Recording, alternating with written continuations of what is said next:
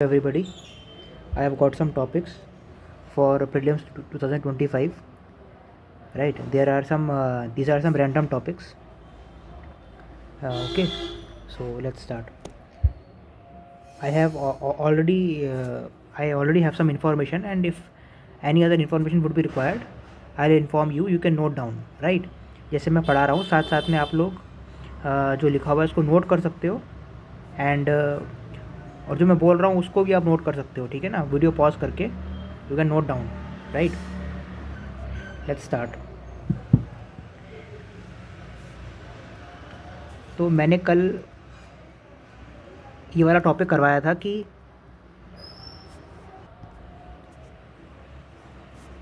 इसके बारे में मैंने कल बताया था क्लासिफिकेशन, मतलब कोरोना और सोलर फ्लेयर के बारे में कल मैंने बात की थी, if you remember. Right, solar flares जिसके बारे में हमने कहा था कि आदित्य L1 को लॉन्च किया गया है और इसको L1 प्लेस करेंगे। L1 is a Lagrangian point. Right, so उसके बारे में हम थोड़ा इसके बारे में छोटा सा टॉपिक है। तो इसमें क्या टॉपिक है कि classification of solar flares. Right, तो अब पहली बात तो ये कि वैक्यूम के अंदर, जैसे स्पेस के अंदर एयर तो होती नहीं है। राइट, तो वहाँ पर हम बोलते हैं कि सोलर विंड बोलते हैं, ठीक है। तो आप में से किसी का ये क्वेश्चन हो सकता है कि सर जब विंड होती ही नहीं है, हवा होती ही नहीं है, तो विंड कैसी होगी वहाँ पर, ठीक है ना। तो इसलिए इसी पॉइंट को मैं क्लियर करना चाहता हूँ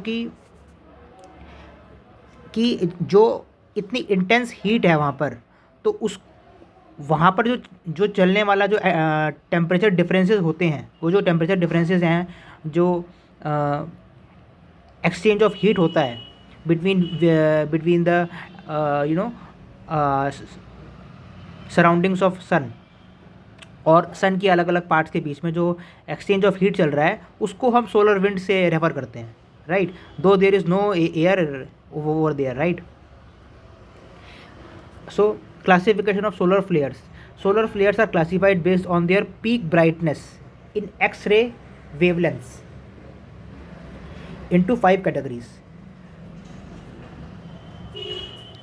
मतलब हम उनकी ब्राइटनेस से उसको कैटेगराइज करते हैं और एक्सरे वेवलेंथ से हम उसको कैटेगराइज करते हैं, ठीक है ना। सबसे ऊपर आती है x class, the most powerful flare capable of causing significant radio blackouts and radiation storms। Most powerful flare है ये, ठीक है ना। आपको बस इसमें ये पता होना चाहिए कि एक्स क्लास सबसे पावरफुल है, सेकंड नंबर पे एम क्लास है, थर्ड नंबर पे सी क्लास है, फिर बी क्लास है, फिर ए क्लास है। कम से कम इतना पता होना चाहिए। राइट, ताकि आप उसमें अरेंज कर पाओ और उसकी इंटेंसिटी का एक एस्टिमेट लगा पाओ। अगर कोई क्वेश्चन आए तो आप कॉमन सेंस से इसको कर पाओ। अगर आपको ये याद ना भी हो कि ये सिग्निफिकेंट रेडियो ब्लैकआउट कर सकता है, रेडिएशन स्टॉर्म्स ला सकता है, एम क्लास जो है रेडियो ब्लैकआउट्स और पोलर रीजन्स को अफेक्ट करता है, ठीक है ना। अगर आपको ये ना भी पता हो तो भी आप ये बता पाओ कि XMCMA, you can remember this is like a mnemonic, ठीक है ना। एक न्यूमोनिक की तरह हो गया XMCMA। सबसे हाईएस्ट इंटेंसिटी वाली सोलर फ्लेयर और सबसे लोएस्ट इंटेंसिटी वाली solar flare. The most powerful flares capable of causing significant radio blackouts and radiation storms। M class medium size flare that can cause brief radio blackouts, mainly affecting polar regions। C class minor flares with minimal impact on earth। B class weaker than C class flares and A class the weakest flares with negligible effects। Pallavas temple architecture.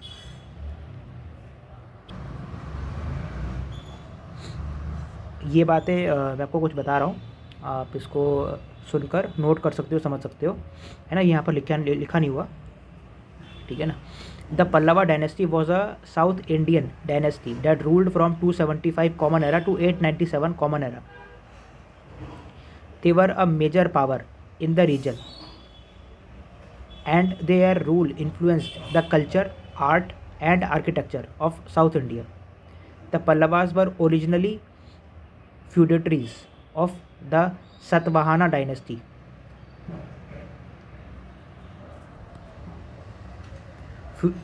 Feudatories का meaning होता है a person who holds land under the condition of feudal system.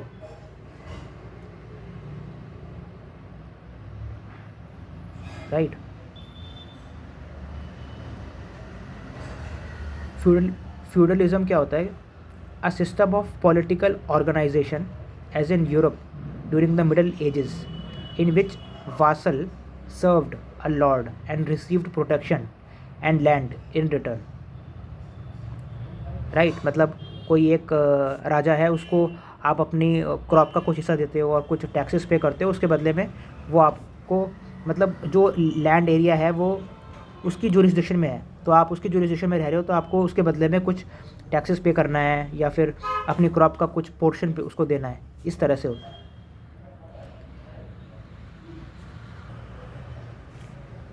Feudalism was a system where people worked and fought for land and protection in exchange for being given land by higher ranking people. It was a prominent feature of medieval society in Europe and Japan. Right, तो मतलब ये वाला जो culture है feudalism का, ये सिर्फ India में नहीं बल्कि यूरोप में और जापान में भी रहा है। ठीक है ना। लॉर्ड्स और वॉसल्स, लॉर्ड्स मतलब जो हायर अथॉरिटी है, और वॉसल्स जिनको प्रोटेक्शन मिल रही है। Lords were nobles who held land and vassals were people who received land from the lord. और इसमें और भी कुछ टर्म्स हैं जैसे कि फीफ, सर्फ्स, नाइट्स। फीफ क्या होते हैं? जो लैंड दी गई है किसी वसल को, उसको हम फीफ बोलते हैं, FIEF, फीफ, FIEF, फीफ। ठीक है। और सर्फ्स क्या होता है? Serfs, SERVFS, serfs. Serfs were people who worked the land owned by the nobility. मतलब कि जो वसल्स हैं उनको एक लैंड दी जा रही है, प्रोटेक्शन दी जा रही है, और वसल्स ने हो सकता है कि सर्फ्स को हायर किया है उस पर काम करने के लिए, क्रॉप लगाने के लिए। राइट, इस तरह से। तो जो पल्लवाज थे वो फ्यूडेटरीज थे, मतलब जो उनके जो रूलर्स थे, जैसे कि Mahendra Varman one, Narasimha Varman one, Nandi Varman two, Danti Varman, है ना, ये सब इनके रूलर्स रहे हैं पल्लवास के। तो ये फ्यूडलिज्म करते थे। राइट, मतलब land, they were the nobilities and they used to give land and to the vassals, and vassals can hire serfs to work on them. Right.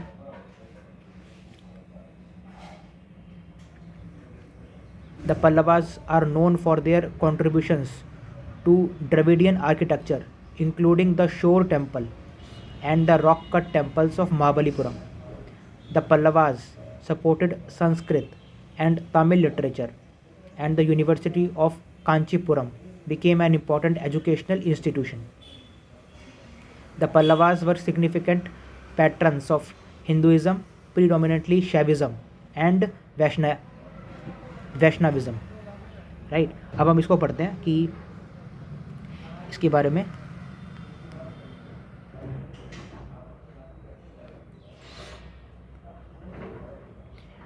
अब हम कह रहे हैं कि भाई पल्लवास के हमने बारे में ये तो जान लिया कि जो उनका टेम्पल आर्किटेक्चर था वो ड्रेविडियन स्टाइल का था। Dravidian, DRAVIDIAN, Dravidian.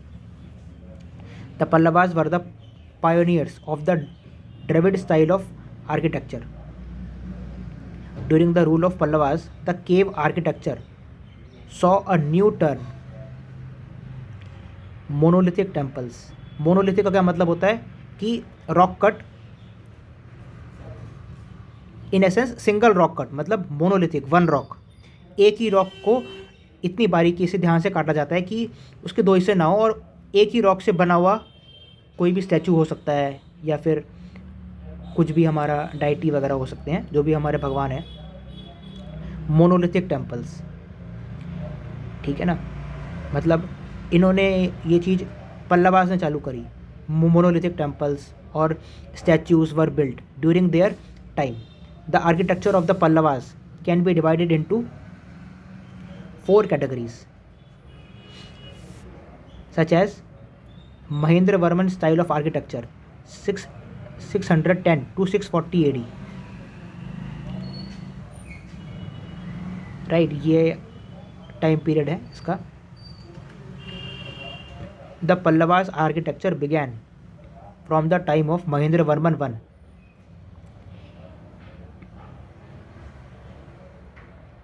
जो महेंद्र वर्मन थे वो 571 कॉमन एरा से लेकर 630 कॉमन एरा तक थे. ठीक है ना, 571 से लेके 630. तो ये वाला टाइम पीरियड भी इसके आसपास ही है. तो मतलब इसमें कहा जा रहा है कि वो अराउंड इस टाइम पे आ गए as a ruler. Then around 30-40 years बाद उन्होंने इस तरह का आर्किटेक्चर चालू किया 610 में. और वो जब वो पावर से हट गए 630 में, अराउंड 630, लेकिन उनका जो स्टाइल ऑफ आर्किटेक्चर था वो चलता रहा 640 तक, 10 साल बाद तक. Right. The Pallavas architecture began from the time of Mahendra Varman one. He started building temples without making the use of BRICS, iron, lime, wood, etc. began to take place.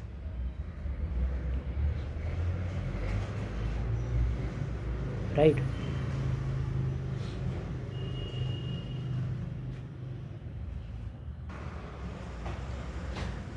Fine examples of rock cut temples can be seen at Mahabalipuram. These rock cut temples are termed as mandapas. यहाँ पर आप इस term को याद करना ज़रूरी है, ये इस टाइप का पूछा जा सकता है एग्ज़ाम में. और इसको आप महाबलीपुरम से याद कर सकते हो, एम है महाबलीपुरम मंडपा. मतलब जो रॉक कट टेम्पल्स है महाबलीपुरम, उनका नाम है मंडपा. राइट, इस तरह से याद कर सकते हैं. These mandapa were the pillared verandas which consisted of garbhagriha at the end.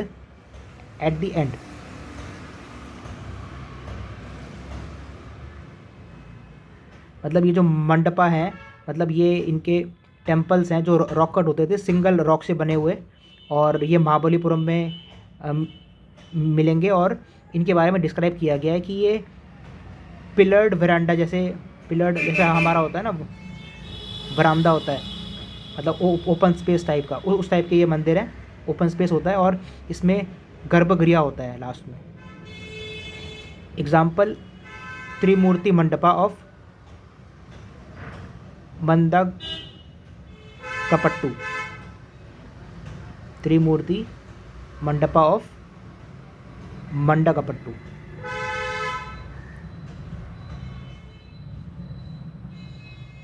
पांच Pandava mandapa of Pallavaram.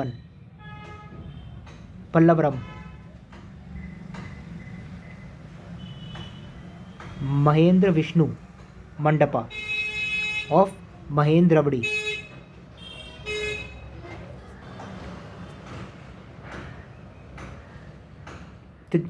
Trimurti mandapa of Mandagapattu. Pancha Pandava Pallavaram. मतलब ये याद करना पड़ेगा, जो त्रिमूर्ति वाला है वो मंडकपट्टू में है, पांच पांडवा वाला पल्लवरम में है, और महेंद्र विष्णु वो महेंद्रवड़ी में है. तो इसमें ये वाला तो याद हो ही जाएगा, पांच पांडवा पल्लवरम. ठीक है. और महेंद्र विष्णु भी हो जाएगा महेंद्रवड़ी. शुरुआत में इसमें महेंद्र है, इसमें भी महेंद्र है. ये वाला याद करना है, त्रिमूर्ति मंडकपट्टू में है.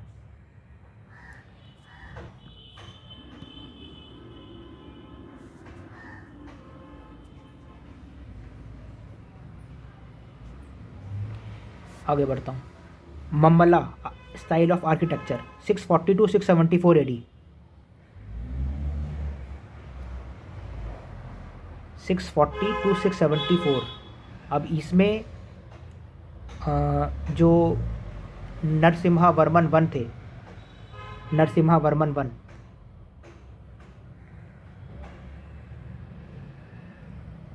नरसिम्हा वर्मन वन। उनका टाइम पीरियड है 630 common era to 668 common era, 630 से लेकर 668, राइट, कॉमन एरा। तो ये इसी टाइम की बात हो रही है। 630 में वो आ गए और 640 में उनका जो मम्मला स्टाइल ऑफ आर्किटेक्चर चालू हो गया, मतलब उन्होंने बोला कि मम्मला स्टाइल ऑफ आर्किटेक्चर करेंगे। और उसके बाद 674 तक चला और वो 668 तक रहे, मतलब 668 तक वो रहे। और उसके बाद मतलब 6 साल और वो उनका जो स्टाइल था वो रहा, Mamalla style of architecture. Two styles of temples can be seen, they are mandapas and ratha. मतलब मम्मला में जो पिछले वाला स्टाइल था मंडपा वाला, वो तो था ही, प्लस इसमें एक और आ गया रट वाला।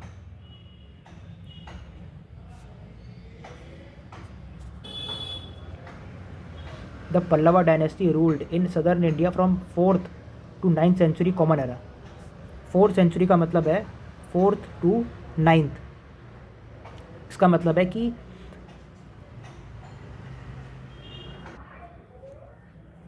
400 AD, इसका मतलब है कि 400 AD से लेकर, इसका मतलब है 499 AD तक, ये 4th सेंचुरी का मतलब है। और 9th सेंचुरी का मतलब है 900 AD टू 999 AD, 999 AD, ठीक है।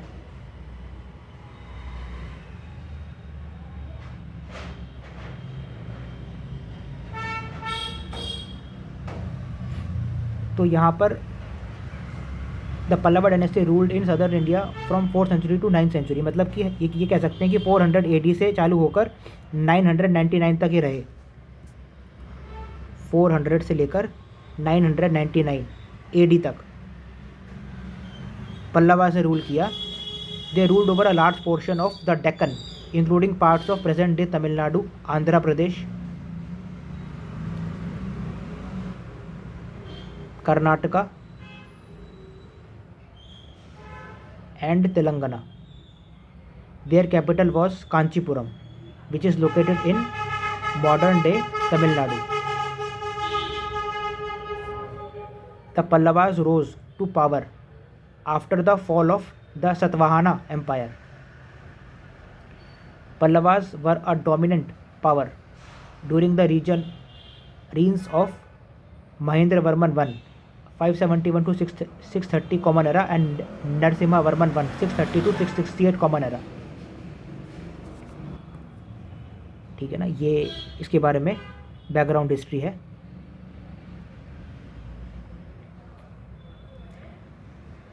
नेक्स्ट टॉपिक करते हैं। India shines in network readiness index 2024। अब यहाँ पर हम जैसे जैसे टॉपिक्स आगे बढ़ूँगा मैं, इसमें जो टॉपिक्स है ना, कुछ मतलब मैं ये रिवर्स क्रोनोलॉजिकल ऑर्डर में जा रहा हूँ, ठीक है ना। मैं मतलब अभी जो लेटेस्ट से लेकर जो पुरानी न्यूज़ है, मतलब पुराने जो टॉपिक्स हैं वो उसमें जाऊँगा। पहले अभी जैसे फरवरी, फिर जनवरी, दिसंबर, ठीक है, दिसंबर 2024 में चले जाके तक हम जाएंगे, उससे नीचे भी नवंबर में जाएंगे, ठीक है। तो ये एक तरह का रिवीजन हो जाएगा जो भी इम्पोर्टेंट टॉपिक्स हैं, ठीक है।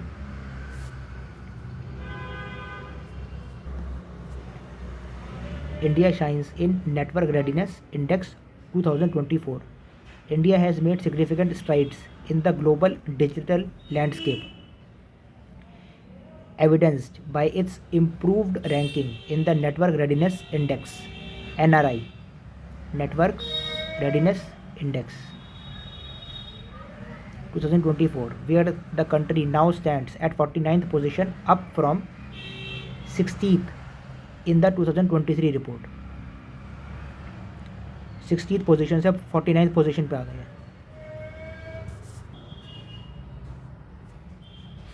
India's improved score of 53.63,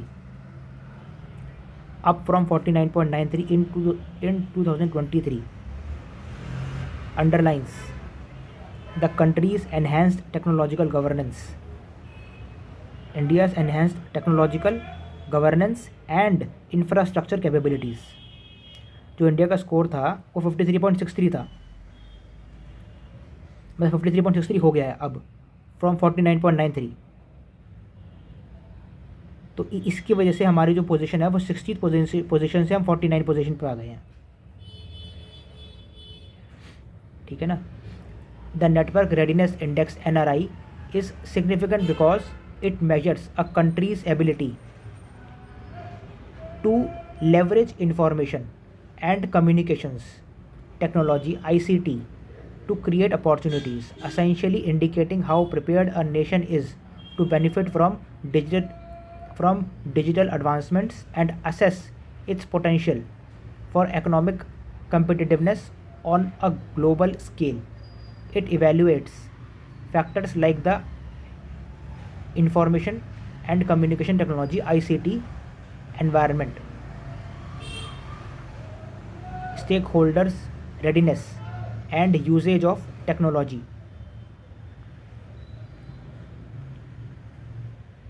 across individuals, businesses and government entities,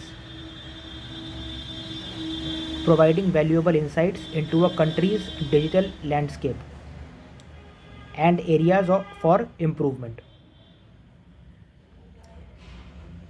तो जो नेटवर्क रेडीनेस इंडेक्स है इसके कुछ पॉइंट्स हैं, मतलब इसके सब पॉइंट्स हैं कि भाई measures digital preparedness, multi dimensional analysis, benchmark tool, मतलब ये सब ये है। ये पॉलिसी फॉर्मुलेशन कैसे करता है, इकोनॉमिक इम्पैक्ट क्या है, राइट। तो इसका मतलब है कि जो नेटवर्क रेडीनेस इंडेक्स है बेसिकली चेक करता है कि आप कितने प्रिपेयर्ड हो और आजकल के टेक्नोलॉजी से कितने अवेयर हो, आपका अवेयरनेस लेवल क्या है as a country and its people, how prepared you are. So we have improved, now we are more, we have improved our score from 49.93 to 53.63, right. अगला टॉपिक पे आते हैं, forest फिल्स।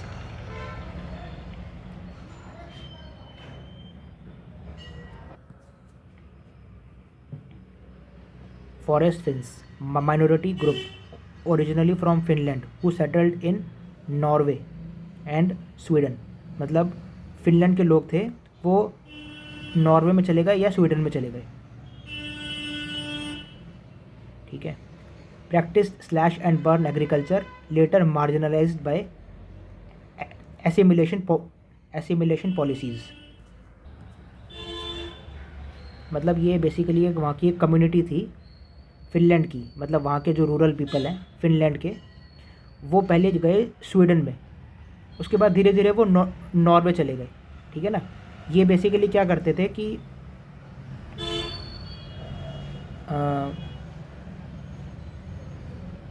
They settled in Norway in the early 1600s after first settling in Sweden in the late 1500s, right? So they first settled in Sweden and then they went to Norway in early 1600s, right?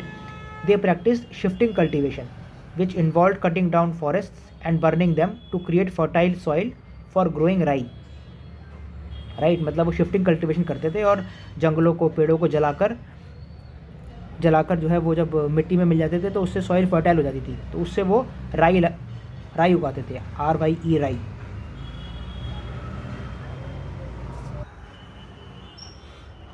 Rye is a grass grown extensively as a grain, a cover crop, and a forage crop.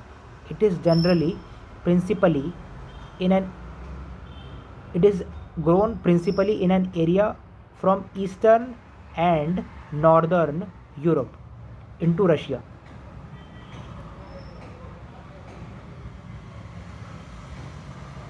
और इसको राई berries भी बोलते हैं। ये एक तरह की ग्रास है और इसको एक ग्रेन की तरह उगाया जाता है। ग्रेन में जैसे गेहूँ हो गया, गेहूँ एक ग्रेन है, ठीक वैसे ही इसको भी लगाया जाता है। और ये मतलब एज इन जो स्पीशीज़ में देखा जाए It is a member of the wheat tribe.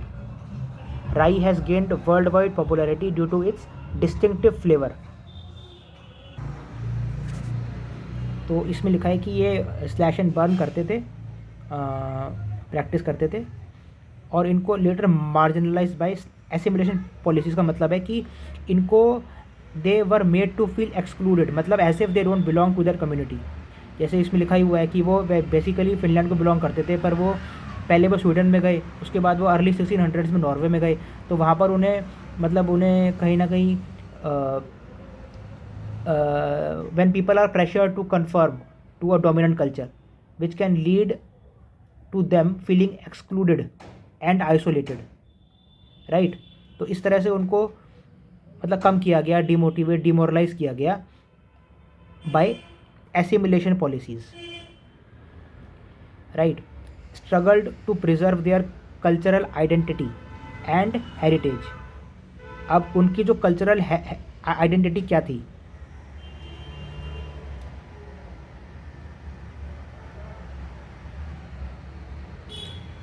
The forest Finns are known for their smoke cabins, traditional cooking and crafts। अगर मैं उनकी कल्चरल जो उनकी वो थी, क्या था कि स्मोक कैबिन्स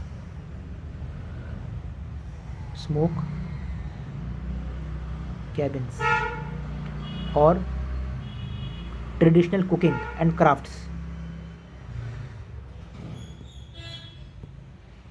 ट्रेडिशनल कुकिंग और crafts. They have a shamanistic conception of nature that they use to cure diseases and keep evil away। क्या कह रहे हैं? शैमनिस्टिक मतलब ये थोड़ा सा मतलब कुछ ब्लैक मैजिक टाइप का है कि भाई उनके पास उनको कुछ बिलीव्स थे कि उन वो अपने इन ब्लैक मैजिक से ना बीमारियों को ठीक कर सकते हैं या फिर जो बुरी आत्माओं को दूर रख सकते हैं, ठीक है?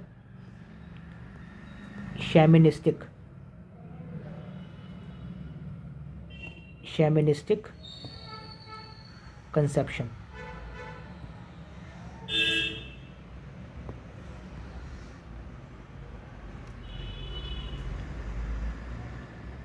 You can still find symbols carved on stone on several of the old farms.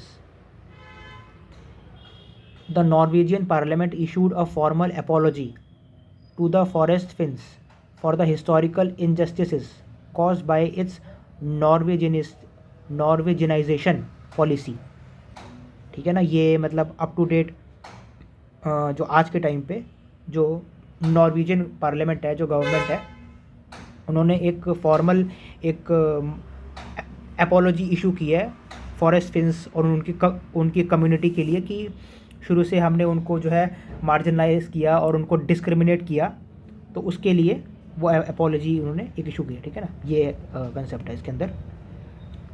आगे बढ़ते हैं। Design law treaty DLT why in news after nearly 2 decades का मतलब है 10 साल। इसका मतलब क्या हो गया? 2 डिकेड मतलब 20 साल, 20 ईयर्स की बात हो रही है। After nearly 2 decades of negotiations WIPO member states adopted the design law treaty DLT। WIPO का क्या मतलब है? The world intellectual property organization, right? World intellectual property organization member states adopted design law treaty DLT with India signing the final act, ठीक है, on November 22, 2024, ठीक है? 22/11/24 को accept किया गया in Riyadh, Saudi Arabia. The DLT is an international treaty that aims to simplify and harmonize the process of registering designs internationally. मतलब कोई design है किसी के पास, कोई डिज़ाइन इंजीनियर है, वेदर इट्स टेक्सटाइल बेस्ड और ऑटोमोबाइल बेस्ड और any other mechanical part based, right? तो उसको सिंप्लीफाई करने के लिए, हार्मोनाइज करने के लिए, अपने डिज़ाइंस को इंटरनेशनली जो है शोकेस करने के लिए उस प्रोसेस को आसान किया गया है, राइट। डीएलटी क्या करता है, राइट, जो डिज़ाइन लॉ ट्रीटी है क्या करता है, it creates a global standard for design law, it improves the efficiency and accessibility of registration processes, it reduces administrative burdens, it promotes global creativity in design, it provides greater flexibility for design applicants, right। इसके बारे में ये है। about the treaty aims to harmonize procedural frameworks for industrial design protection, making registration more efficient and accessible globally, requires 15 contracting parties to enter into force,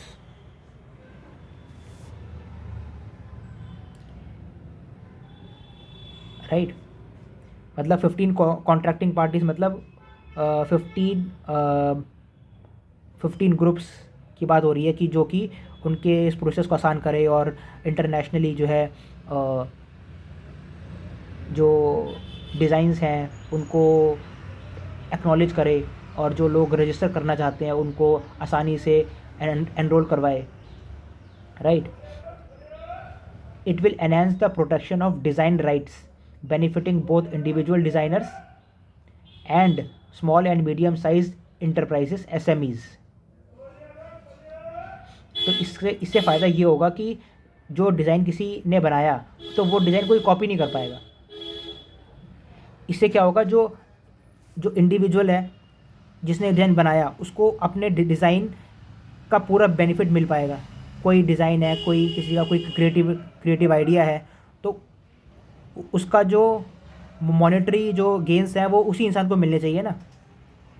तो उसको आसान करने के लिए, सिंप्लीफाई करने के लिए और जस्टिस को इंश्योर करने के लिए कि भाई किसी के साथ कुछ गलत ना हो, ठीक है, डिज़ाइंस कॉपी ना किए जाएं, right.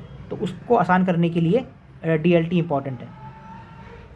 It will make it easier and more affordable for designers to protect their designs in their home markets and abroad. मतलब उनकी अपने कंट्री में, अपने शहर में, है ना, अपनी सिटी में, या फिर इंटरनेशनली भी कोई भी उनका डिज़ाइन कॉपी ना कर पाए और उसको अपना क्लेम ना कर पाए, राइट, ठीक है ना। तो कॉपीराइट इश्यूज़ ना हो उसके लिए डीएलटी है। और अब इसको वर्ल्ड इंटेलेक्चुअल प्रॉपर्टी ऑर्गेनाइजेशन ने इसको अडॉप्ट कर लिया है, ठीक है, 22 नवंबर 2024 को। इसके की फीचर्स क्या हैं? 12 month grace period allows designers to register designs within 12 months of first disclosure. Relief measures, flexibility for applicants to retain rights if deadlines are missed. Simplified renewal, eases the process for renewing design registration.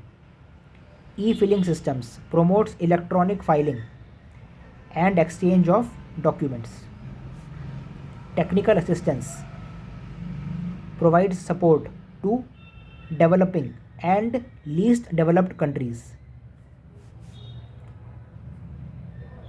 Provide support to developing and least developed countries for treaty implementation. ठीक है ना। मतलब जो designers हैं, मतलब copyright जैसे books में भी होता है ये चीज़, बुक्स में, सॉन्ग्स में, मूवीज़ में भी होता है कि भाई कोई एक्टर है या फिर कोई प्रोड्यूसर है, डायरेक्टर है, उसका कुछ बनाया हुआ है तो उसका फ़ायदा उसी को मिले। मतलब मार्केट में वो बिकेगा तो उसके जो प्रॉफिट्स हैं वो उसी को मिलें जिसने वो चीज़ डिज़ाइन की है, क्रिएट की है, ठीक है ना। ये म्यूज़िक में, डांसेस में या फिर बुक्स में भी होता है, कॉपीराइट होते हैं, ठीक है ना। तो उसको ही वही चीज़ डिज़ाइन में भी लागू होती है कि भाई आपने जो है कंप्यूटर पे कोई डिज़ाइन बनाया है, कोई टेक्सटाइल या फिर किसी भी चीज़ का डिज़ाइन बनाया अगर आपने, या फिर कोई ऑटोमोबाइल का पार्ट बनाया, डिज़ाइनिंग किया है, कोई कैड सॉफ्टवेयर्स पे, है ना, कंप्यूटर एडेड डिज़ाइनिंग होती है, तो उसमें अगर आपने कोई डिज़ाइन बनाया तो वो कॉपी ना कर पाए, आपके डिज़ाइन का जो मॉनेटरी बेनिफिट है वो डिज़ाइनर को ही मिले, जो रियल डिज़ाइनर है, राइट। आगे बढ़ते हैं। International cooperative alliance, pen change कर लेता हूँ। International cooperative alliance ICA The International Cooperative Alliance (ICA) is a non-governmental organization that represents and serves cooperatives around the world. It was founded in 1895.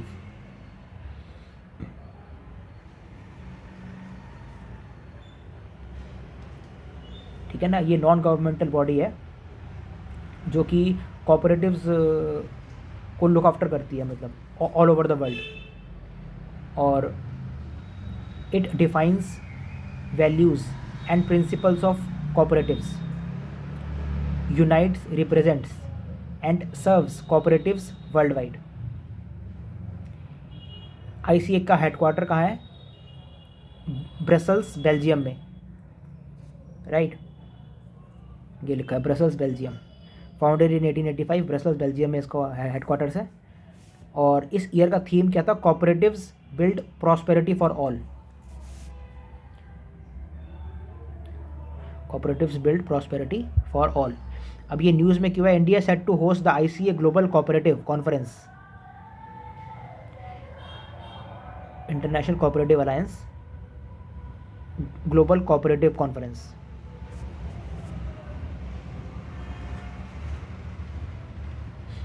For the first time with IFCO taking the lead. The event will also mark the launch of United Nations International Year of Cooperatives 2025.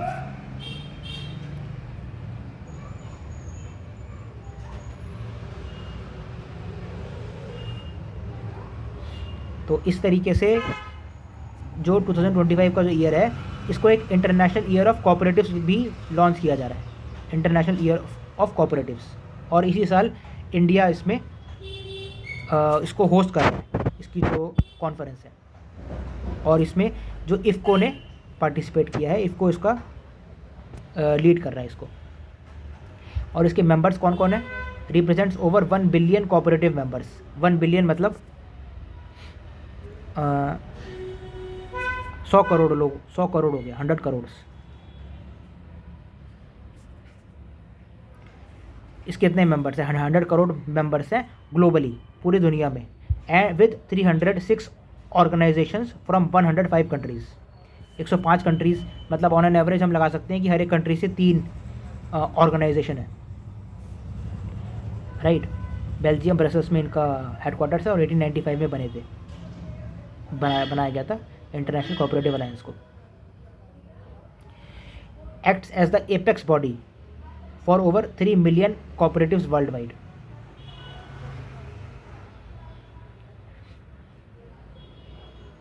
अब इसमें क्या है कि 100 करोड़ तो members हैं, लेकिन 3 million क्या हो गया? 30 लाख, 30 लाख ही हुआ। 30 लाख कॉपरेटिव्स हैं। मेंबर्स और कॉपरेटिव्स में फ़र्क है, जो मेंबर्स है वो 100 करोड़ है और जो कॉपरेटिव्स है वो 30 लाख है, ठीक है। Guardian of cooperative identity, defines cooperative values, principles and identity, operates across sectors like agriculture, retail, banking, health, housing and fisheries। मतलब इन सब सेक्टर्स के अंदर जो भी कॉपरेटिव्स हैं, जो भी वर्ल्ड वाइड जो भी पीपल इन्वॉल्व हैं, राइट, और जो भी इसमें प्राइवेट बॉडीज़ और the people working in these sectors, they are working in cooperatives one way or the other। So it defines the cooperative values। उनके प्रिंसिपल्स क्या होने चाहिए, आइडेंटिटी उनकी डिफाइन करते हैं। promotes knowledge sharing, global advocacy and collaboration among cooperatives। तो ये ICA का सिग्निफिकेंस है, राइट। आगे जाते हैं। Nafithromycin, India's first indigenous antibiotic. ये बहुत ही इंपॉर्टेंट टॉपिक है प्रीलिम्स 2025 के हिसाब से, राइट। प्रीलिम्स 2025 के लिए very very important. Nafithromycin, India's first indigenous antibiotic.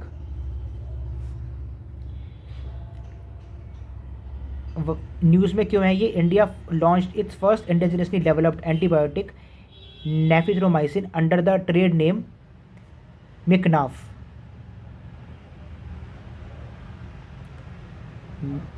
अब ये जो मिकनाफ है यहाँ से आ जाएगा, ये NAF है यहाँ पर और यहाँ पर भी NAF है।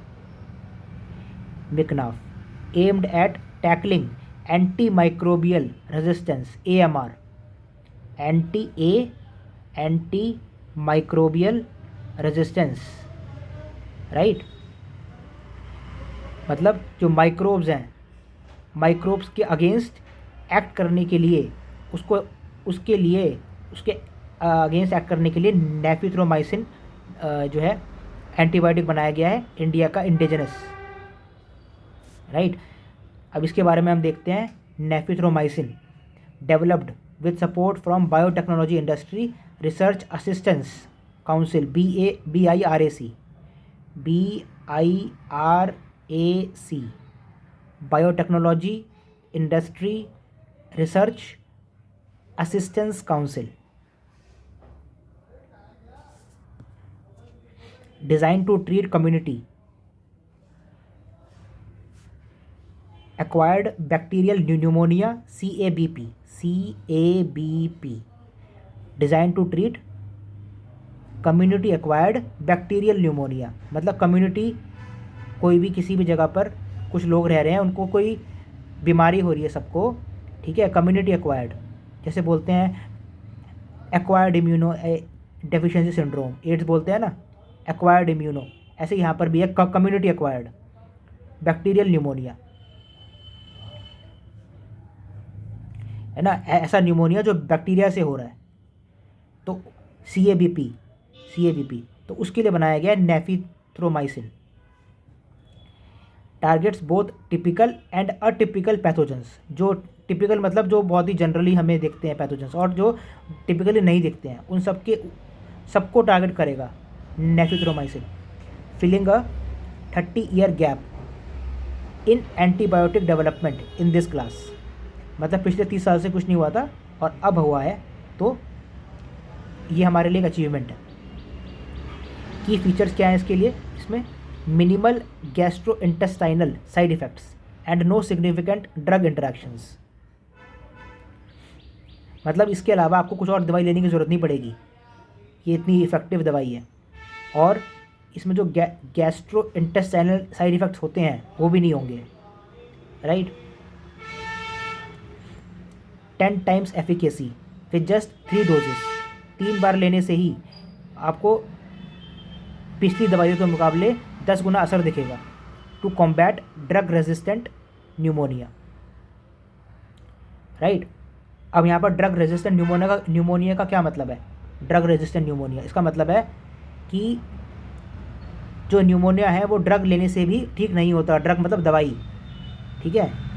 तो जो न्यूमोनिया है वो ड्रग रेजिस्टेंट हो जाता है, मतलब आप दवाई खाते रहो लेकिन जो बीमारी है वो इतनी स्ट्रांग हो चुकी है कि उस पर जो है ड्रग का या मेडिसिन का कोई असर ही नहीं हो रहा, ठीक है ना। तो उसको ये ठीक कर सकती है नेफिथ्रोमाइसिन, एज द साइंटिस्ट से, राइट। डेवलपमेंट जर्नी, इसको बनाने में क्या हमारी जर्नी रही। Result of 14 years of research with an investment of ₹500 crore, 500 crore लगा दिए इस पर, और 14 साल की रिसर्च लगी है इस पर।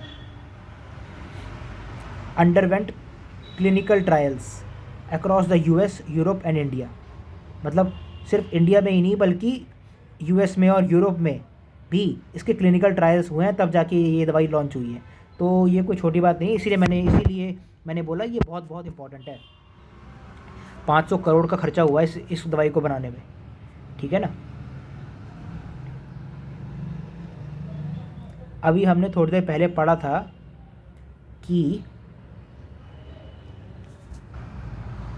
पल्लवा डायनेस्टी के बारे में, कि उनके जो फर्स्ट रूलर थे महेंद्र वर्मन वन, उन्होंने लॉन्च किया था जो टेम्पल आर्किटेक्चर, उसका नाम था मंडपा, ठीक है ना। सिंगल रॉक कट टेम्पल्स हैं, मतलब ऐसे टेम्पल्स जो सिंगल रॉक से बने हुए हैं, और इसमें वरांडा टाइप का होता है जिसमें पिलर्स होते हैं, है ना। ओपन स्पेस वरांडा जो कि पिलर्स होते हैं उसमें, राइट। और गंधर्व उसमें था विद द एंडिंग, जो एंडिंग है ख़त्म होती है वहाँ पर, ठीक है, एंडिंग गंधर्व था। और इसके अंदर 3 एग्जाम्पल्स भी थे। और जो महेंद्र वर्मन वन थे, इनका जो टाइम पीरियड है वो 576 के आसपास से लेकर 630 तक था। और जो अगले रूलर थे उनका नरसिम्हा वर्मन, उनका 640 से लेकर 674 के आसपास था। और जो महेंद्र वर्मन थे, इनके अंदर 3 एग्जाम्पल्स दिए हुए थे। पहला था त्रिमूर्ति मंडपम, और त्रिमूर्ति मंडपम, और ये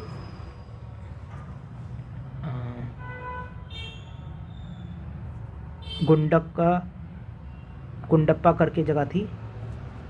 एक मिनट ऊपर जाके देख लेते हैं।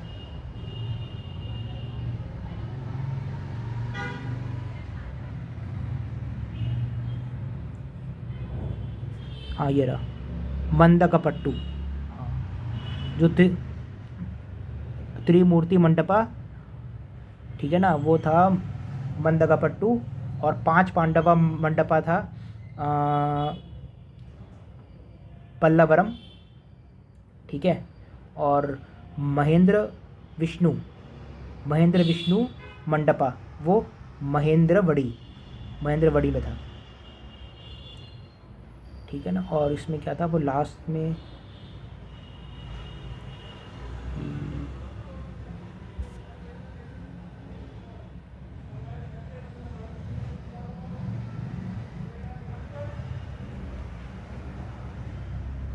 ड्यूरिंग 4 कैटेगरीज, इसमें लिखा था कि वो दो इसमें वो थे, the Pallava began from time Mahendra Varman.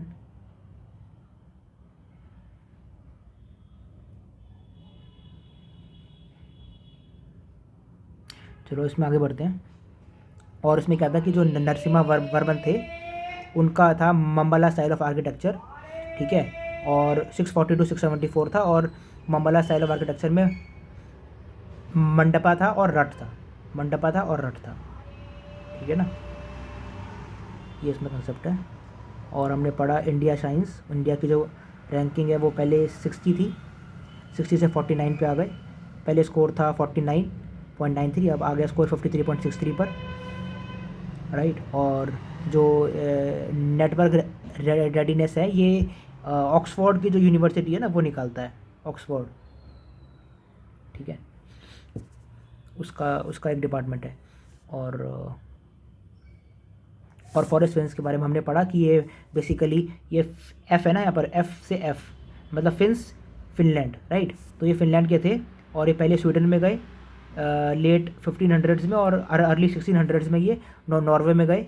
और इनको मार्जिनलाइज किया गया, मतलब डिमोरलाइज है ना, डिस्क्रिमिनेट किया गया, क्योंकि वो वहाँ के थे नहीं, ठीक है ना। और उसको बाद में अब नॉर्वेजियन गवर्नमेंट ने एपोलॉजी भी इशू करी है, ठीक है। और इनका कल्चरल आइडेंटिटी को बचाने के लिए उन्होंने स्ट्रगल किया था। और इनके smoke cabins, traditional cooking, crafts और शैमनिस्टिक कंसेप्शन, ये सब इनका कल्चर था। और ये जंगलों को, पेड़ों को जलाकर, मिट्टी को फर्टाइल कर उपजाऊ करके उसमें राई उगाते थे। और राई is a kind of a grain है, ठीक है। और DLT के बारे में हमने पढ़ा कि ये WIPO, world intellectual property organization ने इसको एक्सेप्ट कर लिया है ऑन 22 नवंबर 2024, राइट, 20 साल के बाद। और ये बेसिकली जो डिज़ाइनर्स हैं वर्ल्ड वाइड, उनके जो डिज़ाइंस को एक तरह का प्रोटेक्शन देती है कि भाई उसको कोई मिसयूज़ ना कर पाए, और जो किसी भी डिज़ाइन के जो मॉनेटरी बेनिफिट्स हैं वो रियल डिज़ाइनर को ही मिले। और हमने पढ़ा इंटरनेशनल कोऑपरेटिव अलायंस, के बारे में कि ये इंडिया में कॉन्फ्रेंस कर रहे हैं और 2025 को ये international year of cooperatives launch कर रहे हैं, और IFFCO is taking the lead in this. और इसका जो इस साल का जो थीम है वो cooperatives build prosperity for all है, ठीक है ना। 1895 में बना था, ब्रसेल्स बेल्जियम इसका हेडक्वार्टर्स है। और इसमें जो मेंबर्स हैं वो 100 करोड़ हैं, यानी कि 1 बिलियन, और जो इसके कोऑपरेटिव्स हैं वो 30 लाख हैं, यानी कि 3 मिलियन। 306 ऑर्गेनाइजेशंस हैं इन 105 कंट्रीज़, राइट। मतलब बेसिकली जो कोऑपरेटिव्स हैं उनको एक तरह का जो है ये आइडेंटिटी देता है, ठीक है ना। कोऑपरेटिव्स वैल्यूज़ को डिफ़ाइन करते हैं, प्रिंसिपल्स और आइडेंटिटी को डिफ़ाइन करते हैं, और ये चाहते हैं कि नॉलेज की शेयरिंग हो और स्टैंडर्ड्स को रीइस्टेब्लिश किया जाए, है ना, और कोलैबोरेट किया जाए अलग अलग जगहों पर कोऑपरेटिव्स के बीच में। और हमने अभी पढ़ा कि इंडिया ने कि इंडिजिनसली डेवलप्ड नेफिथ्रोमाइसिन एक नई एंटीबायोटिक आई है, और ये BIRAC की सपोर्ट से बन पाई है, BIRAC के सपोर्ट से बन पाई है, राइट। आगे बढ़ता हूँ, ठीक है। इसमें 500 करोड़ रुपए खर्च हुए हैं, और US और यूरोप में भी इसके क्लिनिकल ट्रायल्स कंडक्ट हुए हैं, ठीक है।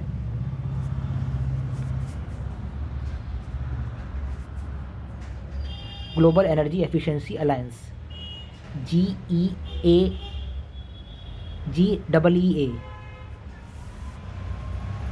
Global energy efficiency alliance.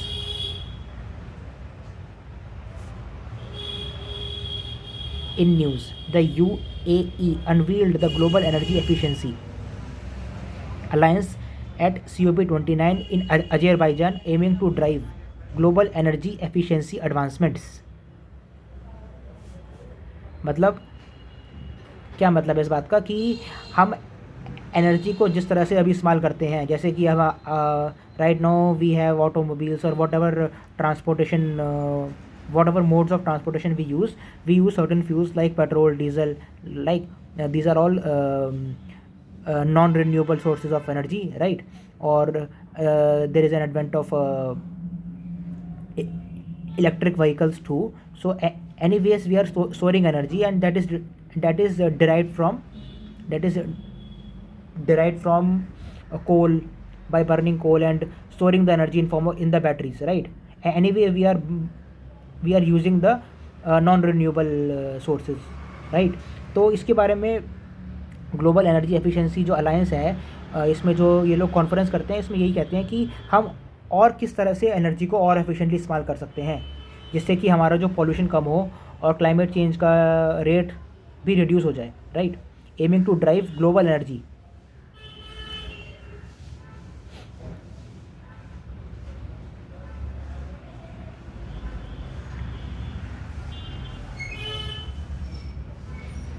Efficiency advancements,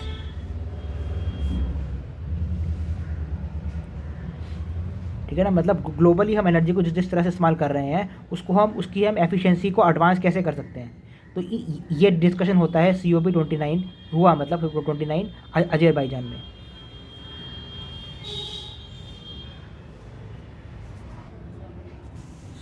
the global energy efficiency alliance is an initiative launched by the United Arab Emirates UAE at COP29, aiming to significantly increase global energy efficiency rates by 2030, primarily by promoting knowledge sharing,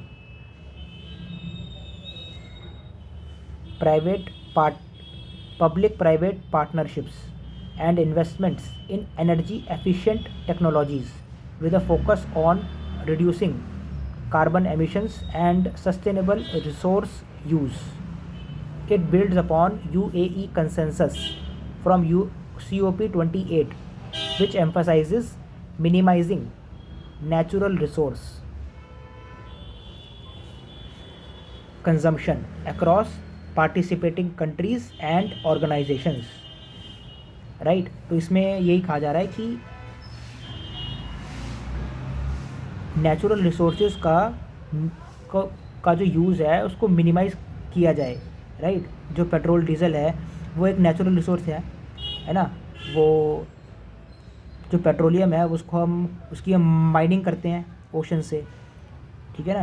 तो ये वाले resource, ये वाला जो source of energy है, इसका हमें alternative ढूंढना है और एक एफिशिएंट और अगर ये वाले फ्यूल को भी हम इस्तेमाल करेंगे तो और एफिशिएंट तरीके से इसको हम कैसे इस्तेमाल कर सकते हैं। About the alliance goal, double global energy efficiency rates bye 2030,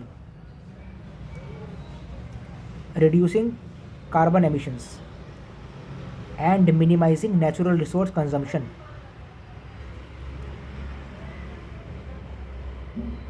Minimizing natural resource consumption strategy क्या होगी? Encourage public private partnerships, boost investments in energy efficiency initiatives, aligns with the UAE consensus from COP28. UAE's role, lead through knowledge sharing, capacity building and effective partnership models with the private sector. Effective partnership models with the private sector मतलब एक दूसरे से knowledge share करके discussions करके ये identify किया जाए कि हम किस तरह से इन्वेस्टमेंट्स करें, बड़ी बड़ी गवर्नमेंट्स और ऑर्गेनाइजेशंस किस तरह से कौन से फ्यूल में इन्वेस्ट करें कि उन्हें मैक्सिमम जो है उसका आउटपुट मिल पाए और हम इसे और भी ज़्यादा एफिशिएंट एनर्जी को फ्यूल को इस्तेमाल कर पाएँ। और इसका सिग्निफिकेंस क्या है? supports carbon emission reduction and sustainable resource use.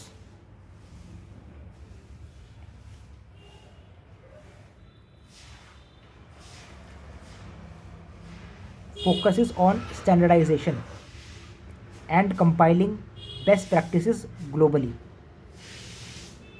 Provides tailored assistance to African nations, including financing and technological solutions.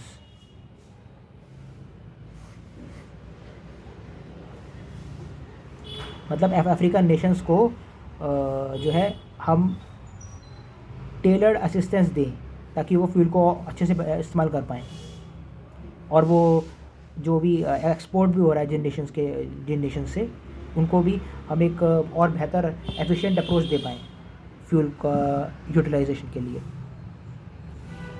Including financing and technological solutions for sustainable energy progress. आगे बढ़ते हैं।